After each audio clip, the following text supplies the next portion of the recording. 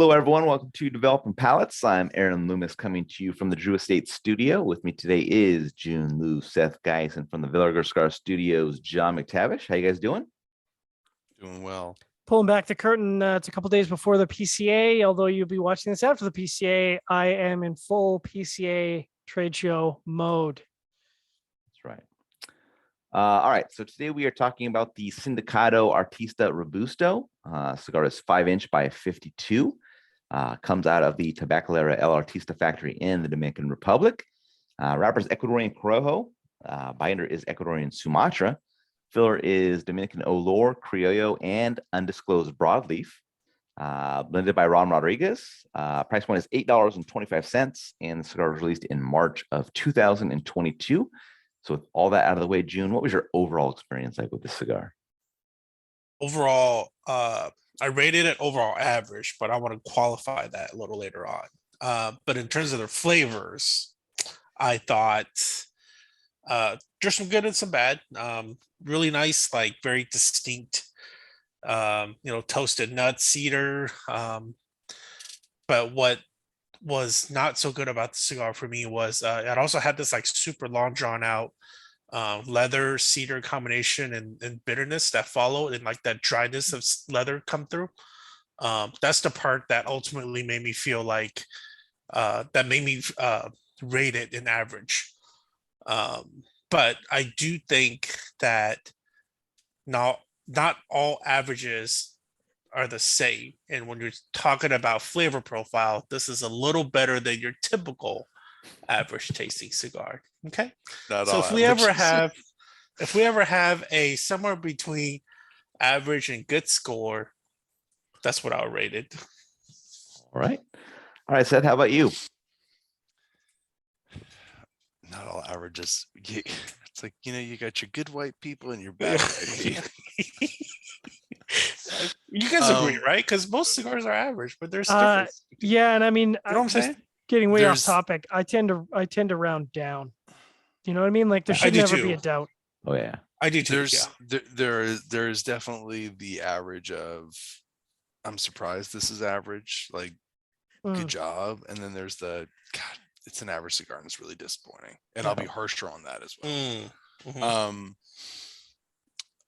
Listen, this Sindicato, the first third, I really enjoyed the first third. It was some like dry wood. There was some sweet spices. There was some honey. There was some hay. It was a really good first third.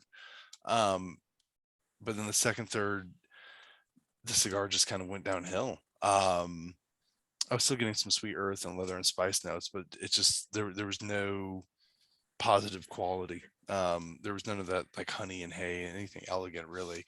And then when I get into the final third, I see this. Well, I start to see where the canoe's developing. I'm like, this is not a good sign.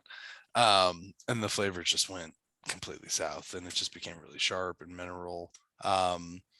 Medium full in strength and body. Kind of was that way for the whole cigar. But it just killed the burn, and the smoking experience really went downhill too. John? John. John.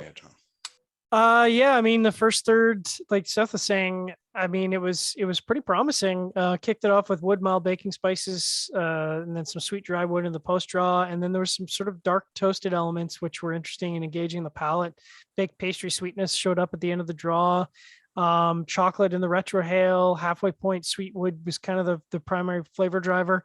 It was a good first third, and I was like, okay, this is a promising start.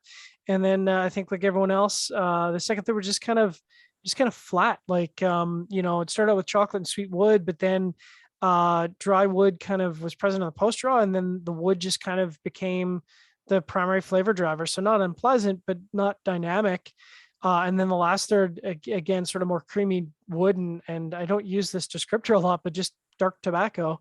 So I was like, yeah, I mean, it's tobacco, but like there's no defining characteristics there.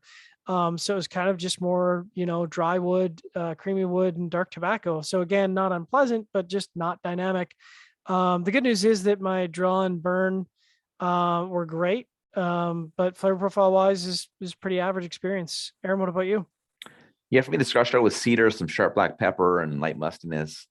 Got some dry earth that joined in a bit later. That kind of continued on until the final third when the cedar gained a heavy toast note and a little bit of charred bitterness joined in. I thought the cigar had a pretty basic profile through the first 2/3 that wasn't very exciting, and kind of finished off with a dry profile with that heavy toast and charred bitterness. So kind of like similar to what Seth had. It was just a kind of a downhill finish on it.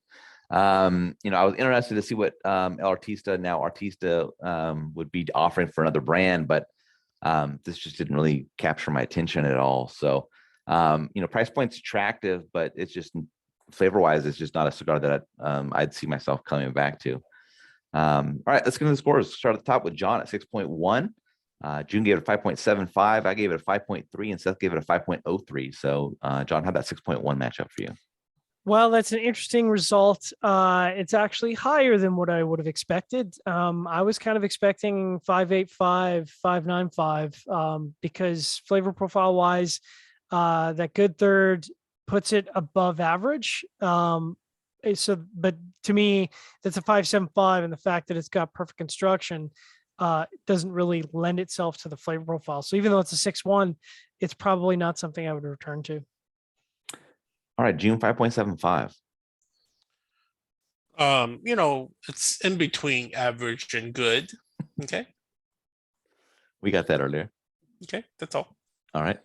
My 5.3 matches up well. I'm a below average flavor profile, had really good construction, keeps it in the, mid low fives. So yeah, it's not something I'm going to come back to and smoke.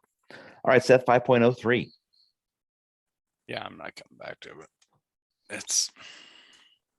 I thought Sindicato had something there, but nope. Yeah. All right. Any other final thoughts from you guys on this? Weren't they the one that went to TAPSA like a couple years ago and did one?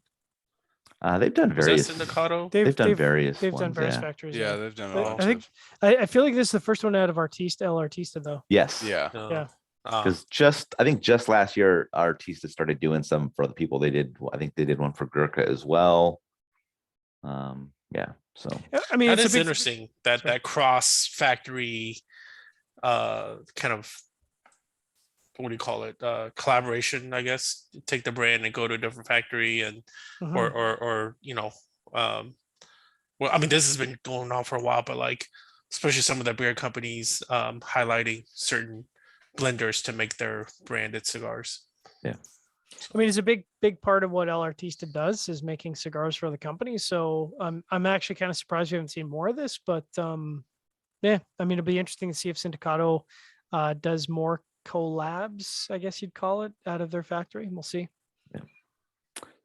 All right, wherever you're catching this video, be sure to like and subscribe. You can check out the full written review on the website. Follow us on all the social media channels, and catch all of our review recaps on podcasts, iTunes, Google Play, and Podbean. Thank you for tuning in. We will catch you on the next one. Sindicato.